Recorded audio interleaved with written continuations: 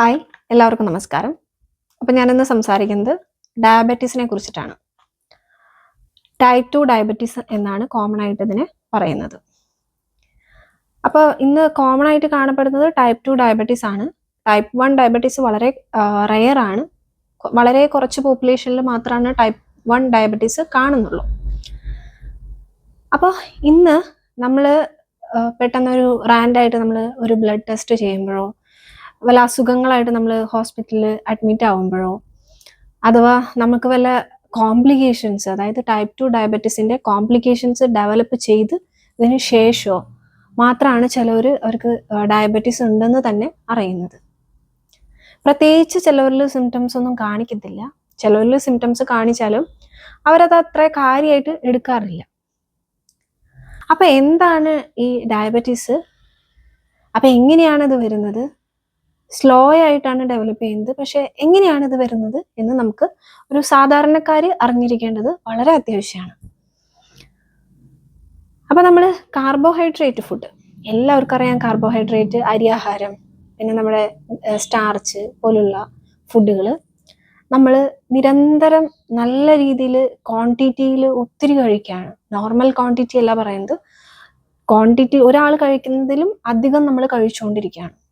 അപ്പം ഇവരിൽ എന്താണ് സംഭവിക്കുന്നത്? സാധാരണയായിട്ട് നമ്മൾ ഈ കാർബോഹൈഡ്രേറ്റ് കഴിക്കുമ്പോൾ നമ്മുടെ ഇൻറ്റസ്റ്റൈനിൽ ചെന്നത് ചെറിയ മോളിക്യൂൾ, ഗ്ലൂക്കോസ് മോളിക്യൂളായിട്ട് അത് കൺവേർട്ട് ചെയ്യും. അങ്ങനെ നമ്മുടെ ബ്ലഡിലേക്ക് അത് ആഗിരണം ചെയ്യും. അപ്പോൾ ഈ ബ്ലഡിൽ ഗ്ലൂക്കോസ് സഡനായിട്ട് ഉയരുമ്പോൾ നമ്മുടെ പാൻക്രിയാസ് പെട്ടെന്ന് തന്നെ ഇൻസുലിൻ എന്ന് പറയുന്ന ഹോർമോണെ പ്രൊഡ്യൂസ് ചെയ്യും. അപ്പോൾ ഈ ഇൻസുലിനാണ് നമ്മുടെ ബ്ലഡിൽ ഗ്ലൂക്കോസിനെ കൺട്രോൾ ചെയ്യുന്നത്. കാരണം ഇത് സെൽസിലേക്കുള്ള ഒരു ഡോറ് തുറന്നു കൊടുക്കും ഈ ഗ്ലൂക്കോസിന്.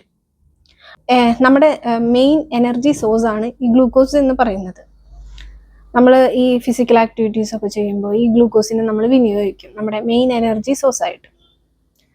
അപ്പം നമ്മൾ ഒരു സെഡൻറ്ററി പേഴ്സൺ ആണ്, നമ്മൾ ഒത്തിരി കാർബോഹൈഡ്രേറ്റ്, അതുപോലെ പ്രോസസ്ഡ് ഫുഡ്, റിഫൈൻഡ് കാർബോഹൈഡ്രേറ്റ് എടുക്കുന്ന വ്യക്തികളാണെന്നുണ്ടെങ്കിൽ എന്താണ് സംഭവിക്കുക?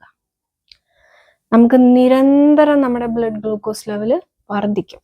ഷുഗർ സ്പൈക്ക് വർദ്ധിച്ചുകൊണ്ടേയിരിക്കും. നമ്മുടെ ഷുഗർ ലെവല് എപ്പോഴും ഉയർന്നുകൊണ്ടിരിക്കും. അപ്പം നമ്മുടെ പാൻക്രിയാസ് അധികമായിട്ടും ഇൻസുലിനെ പ്രൊഡ്യൂസ് ചെയ്യേണ്ടി വരും. കാരണം നമ്മുടെ ഈ ഗ്ലൂക്കോസിനെ കുറയ്ക്കണം ബ്ലഡിൽ. അങ്ങനെ ഈ പാൻക്രിയാസ് നിരന്തരം ഇത് ചെയ്തുകൊണ്ടിരുന്ന് ഒരു പോയിന്റ് എത്തുമ്പോൾ ഈ പാൻക്രിയാസ് ആകെ വയ്യാതെയാവും. ഇൻസുലിനെ കുറച്ച് പ്രൊഡ്യൂസ് ചെയ്യാൻ തുടങ്ങും. അപ്പോഴാണ് ശരിക്കും നമ്മുടെ ബ്ലഡിൽ ഗ്ലൂക്കോസ് വർദ്ധിക്കുന്നത്. ഈ നിരന്തരമായിട്ടും നമുക്ക് ഈ ഷുഗർ കുറയ്ക്കാൻ വേണ്ടിയിട്ട് നമുക്ക് ഇൻസുലിനെ പ്രൊഡ്യൂസ് ചെയ്തുകൊണ്ടിരിക്കുമ്പോൾ ഹൈ ഇൻസുലിൻ ആയിരിക്കും. അപ്പം ഇൻസുലിൻ സ്പൈക്ക് ഹൈ ആയിരിക്കും. അതാണ് പ്രീ ഡയബറ്റിക് സ്റ്റേറ്റ്. അതായത് ഡയബറ്റീസ് വരുന്നേക്കാളും തൊട്ട് മുന്നുള്ള സ്റ്റേറ്റ് ആണ് പ്രീ ഡയബറ്റിക് സ്റ്റേറ്റ്.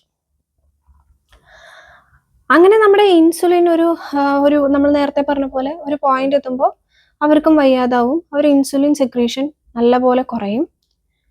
അങ്ങനെ നമ്മളുടെ ബ്ലഡിൽ ഗ്ലൂക്കോസിനെ കൺട്രോൾ ചെയ്യാൻ പറ്റാത്ത ഒരു സിറ്റുവേഷൻ വരും. അപ്പോഴാണ് നമ്മൾ ടൈപ്പ് 2 ഡയബറ്റീസ് ആണ് എന്ന് നമ്മൾ ഡയഗ്നോസ് ചെയ്യുന്നത്. അപ്പോൾ എന്താണ് നമുക്ക് സംഭവിക്കുന്നത്?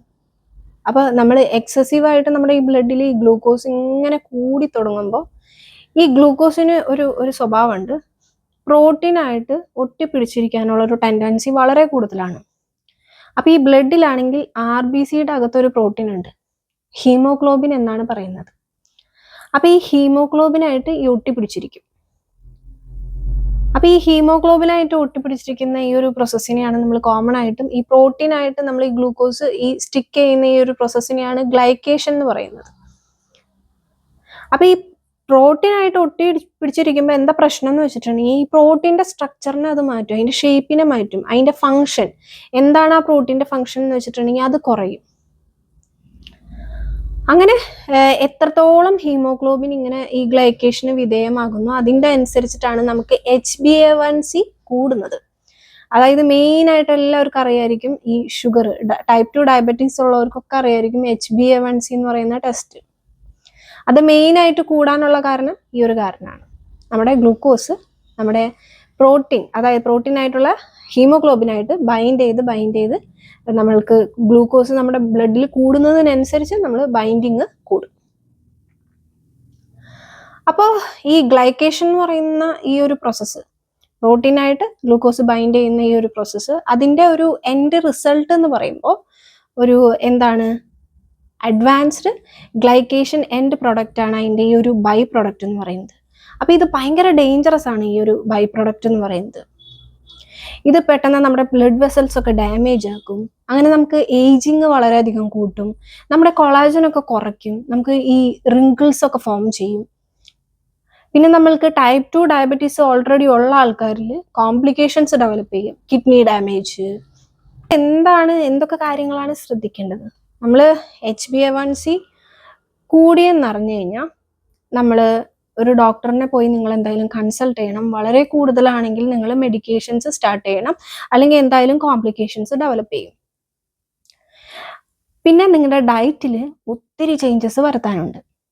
നിങ്ങൾ റെഗുലറായിട്ടും എക്സസൈസ് ചെയ്യേണ്ടത് വളരെ ഇമ്പോർട്ടൻ്റ് ആണ്. എന്നിരുന്നാൽ മാത്രമാണ് നമുക്ക് ഇൻസുലിൻ സെൻസിറ്റിവിറ്റി ഡെവലപ്പ് ചെയ്യാൻ പറ്റുള്ളൂ. നിങ്ങൾ ഫുഡ് തന്നെ കൺട്രോൾ ചെയ്ത് പോവുകയാണെങ്കിൽ നിങ്ങൾക്ക് HbA1c നല്ലപോലെ കുറയ്ക്കാനായിട്ട് സാധിക്കും. മെയിനായിട്ടും പ്രോട്ടീൻ ഫുഡ് നമ്മൾ ആഡ് ചെയ്യുക. നിങ്ങളുടെ കിലോ വെയ്റ്റിനനുസരിച്ചും, നിങ്ങൾ സെഡൻറ്ററി പേഴ്സൺ ആണെങ്കിൽ 0.8 gram protein per kilo weight അനുസരിച്ച് ആഡ് ചെയ്യുക. നിങ്ങൾ കുറച്ചും കൂടി ആക്റ്റീവ് ആയിട്ടുള്ള പേഴ്സൺ ആണെങ്കിൽ 1.2 ഗ്രാം പ്രോട്ടീൻ വെച്ചിട്ട് നിങ്ങളുടെ കിലോ വെയ്റ്റിനനുസരിച്ച് ആഡ് ചെയ്യുക. അങ്ങനെ പ്രോട്ടീൻ ആഡ് ചെയ്യാൻ ശ്രദ്ധിക്കണം. പിന്നെ റിഫൈൻഡ് കാർബോഹൈഡ്രേറ്റ് കംപ്ലീറ്റ് ആയിട്ട് അവോയ്ഡ് ചെയ്യണം. പിന്നെ കാർബോഹൈഡ്രേറ്റ് നിങ്ങൾ വളരെ കുറച്ച് എമൗണ്ടിൽ നിങ്ങൾ കഴിക്കണം. പിന്നെ നിങ്ങൾ ധാരാളം ഫൈബറും വെജിറ്റബിൾസും ഫ്രൂട്ട്സ് ചവച്ച് അരച്ച് കഴിക്കണം. നിങ്ങൾ ഒരിക്കലും ജ്യൂസ് ആയിട്ട് കഴിക്കരുത്. പിന്നെ ഫ്രൂട്ട്സ് ലിമിറ്റ് ചെയ്യണം, കുറച്ചും കൂടി വലിയ രീതിയിൽ കഴിക്കരുത്, കുറച്ചൊക്കെ ലിമിറ്റ് ചെയ്തിട്ട് വേണം ഫ്രൂട്ട്സ് കഴിക്കാനായിട്ട്. വെജിറ്റബിൾ നല്ല സേഫാണ് നിങ്ങൾക്ക് കഴിക്കാനായിട്ട്. പിന്നെ എക്സസൈസ് വളരെ മസ്റ്റായിട്ടുള്ള ഒരു കാര്യമാണ്. നിങ്ങൾ പ്രോസസ്ഡ് ഫുഡ്, പാക്കറ്റ് ഫുഡ് ഇതൊക്കെ അവോയ്ഡ് ചെയ്യുന്നത് വളരെ നല്ലൊരു ഓപ്ഷനാണ്. ഇങ്ങനെയൊക്കെ ഫോളോ ചെയ്ത് കഴിഞ്ഞാൽ നിങ്ങൾക്ക് ഒരു പരിധിവരെ നിങ്ങളുടെ HbA1c കൺട്രോൾ ചെയ്ത് പോകാനായിട്ട് സാധിക്കും. നിങ്ങൾക്ക് കോംപ്ലിക്കേഷൻസ് പ്രിവെൻറ്റ് ചെയ്യാനായിട്ട് സാധിക്കും. നിങ്ങളിപ്പോൾ മെഡിക്കേഷൻ എടുത്തുകൊണ്ടിരിക്കുന്ന വ്യക്തികളാണെങ്കിൽ ഒരിക്കലും നിങ്ങൾ ഡയറ്റും എക്സസൈസും കൺവേർട്ട് ചെയ്തിട്ട് നിങ്ങളുടെ മെഡിസിൻ കംപ്ലീറ്റ് ആയിട്ട് സ്റ്റോപ്പ് ചെയ്യരുത്.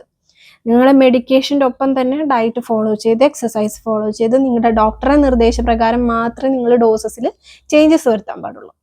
അല്ലെങ്കിൽ നിങ്ങൾക്ക് എന്താണ് സംഭവിക്കുന്നത്, നിങ്ങൾക്ക് പെട്ടെന്ന് കോംപ്ലിക്കേഷൻസ് ഡെവലപ്പ് ചെയ്യും. നമ്മൾ വിചാരിച്ച പോലെ ആയിരിക്കില്ല നമുക്ക് ചിലപ്പോൾ ഈ ബ്ലഡ് ഷുഗർ വേരിയേഷൻ വരുന്നത്. സോ എപ്പോഴും നമ്മൾ കൺസൾട്ട് ചെയ്യുന്ന ഡോക്ടറെ നിർദ്ദേശപ്രകാരം മാത്രം നിങ്ങൾ ഡോസസിലും കാര്യങ്ങൾക്കും ചേഞ്ച് ചെയ്യുക. കാരണം കോംപ്ലിക്കേഷൻസ് വളരെ കോമൺ ആണ്. സോ നിങ്ങൾ നിങ്ങളുടെ HbA1c ഒക്കെ ടെസ്റ്റ് ചെയ്യുന്നത് വളരെ നല്ലതായിരിക്കും. ഒരു പ്രായമൊക്കെ കഴിഞ്ഞ് കഴിഞ്ഞാൽ ഞാനൊരു 25 വയസ്സിന് മുകളിലുള്ള എല്ലാവരുടെ അടുത്തും ഞാൻ നിർദ്ദേശിക്കുന്ന ഒരു കാര്യമാണ് HbA1c പ്രോപ്പറായിട്ട് ചെക്ക് ചെയ്യണം.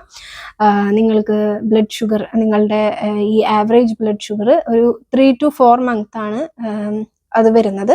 കാരണം നമ്മുടെ RBCയുടെ ലൈഫ് സ്പാൻ വരുന്നത് ഏകദേശം 120 days ആണ്. അപ്പം അതിനനുസരിച്ചിട്ടാണ് നമ്മൾ ഈ 3 months കൂടുമ്പോൾ HbA1c ചെക്ക് ചെയ്യണമെന്ന് പറയുന്നത്. സോ നിങ്ങൾ പരമാവധി നിങ്ങളുടെ HbA1c ഒക്കെ ചെക്ക് ചെയ്യുന്നത് നല്ലതായിരിക്കും. ഒരു ഇടയ്ക്കിടയ്ക്ക് റൂട്ടീൻ ചെക്കപ്പ് ചെയ്യുന്നതൊക്കെ നല്ലതായിരിക്കും. കാരണം നമ്മുടെ ലൈഫ് സ്റ്റൈൽ അനുസരിച്ചിട്ട് നമുക്ക് ഈ അസുഖങ്ങളൊക്കെ വരാനുള്ള ചാൻസസ് വളരെ കൂടുതലാണ്. അപ്പോൾ നിങ്ങൾ കുറേ ആക്റ്റീവ് ആവാൻ ശ്രമിക്കണം, നിങ്ങൾക്ക് ആവശ്യമായിട്ടുള്ള പ്രോട്ടീൻ എടുക്കാൻ ശ്രമിക്കണം. പിന്നെ നിങ്ങൾ പ്രോസസ്ഡ് ഫുഡ്, പാക്കറ്റ് ഫുഡൊക്കെ കംപ്ലീറ്റ് ആയിട്ട് അവോയ്ഡ് ചെയ്യണമെന്ന് പറയുന്നില്ല. ഒക്കേഷണലി നിങ്ങൾക്ക് കഴിക്കാം, പക്ഷെ അതിലും ഒരു കൺട്രോൾ വേണം എന്നാണ് ഞാൻ നിർദ്ദേശിക്കുന്നത്. അപ്പോൾ ഇങ്ങനെയൊക്കെ നിങ്ങൾ ചെയ്യാനായിട്ട് ശ്രദ്ധിക്കണം. അപ്പോൾ നെക്സ്റ്റ് വീഡിയോ വരുന്നവരെ stay tune, stay healthy, by.